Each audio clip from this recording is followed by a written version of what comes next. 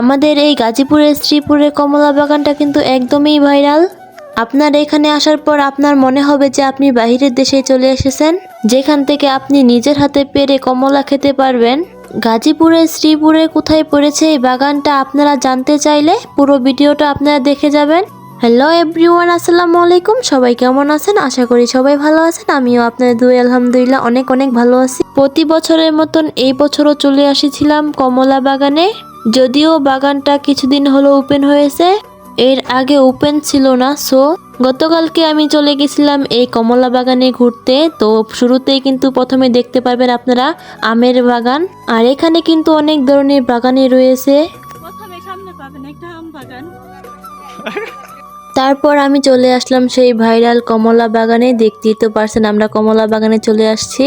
আর এই কমলা বাগানটা কিন্তু অনেক বড় এরিয়া ছিল।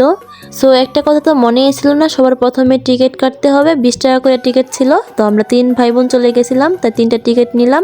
নেওয়ার পরে আমরা এই যে কমলা বাগানে ঢুকে গেলাম। তো দেখেন, আর এই কমলা বাগানে কিভাবে আসবেন এই কমলা বাগানের মালিকটা কিন্তু বলে।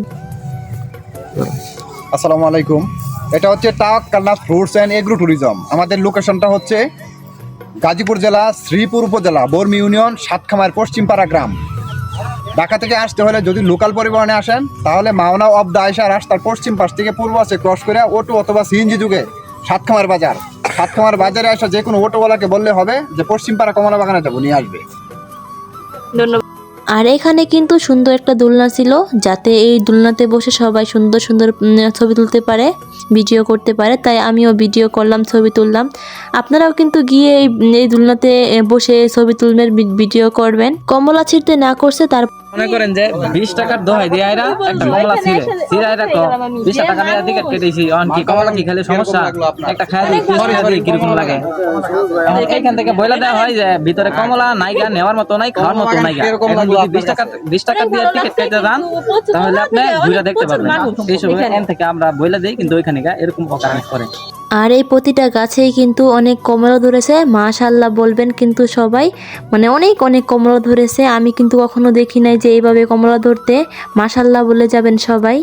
আর এখানে কিন্তু দেখার জন্য অনেক অনেক মানুষ ভিড় করেছিল কমলা বাগানটি দেখার জন্য। এখানে কিন্তু অনেক দূর দূরান্ত থেকেও কিন্তু মানুষ আসতেছে এই কমলা বাগানটি দেখার জন্য। আমিও চলে আসলাম সেই ভাইরাল কমলা বাগানে। কে কে আসছেন এই ভাইরাল কমলা বাগানে সবাই কমেন্টস করে বলে যাবেন।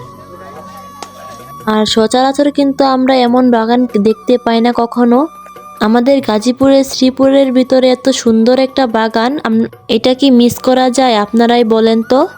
আপনারা এখনো যারা না এসেছেন তারা একবার হলো এই বাগান দেখতে আসবেন। অনেক বেশি ভালো লাগবে আপনাদের এই বাগানটা দেখলে।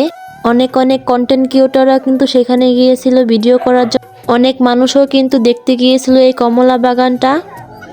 হ্যালো গাইস, এখানে দেখেন অনেক বেশি হয়ে গেছে।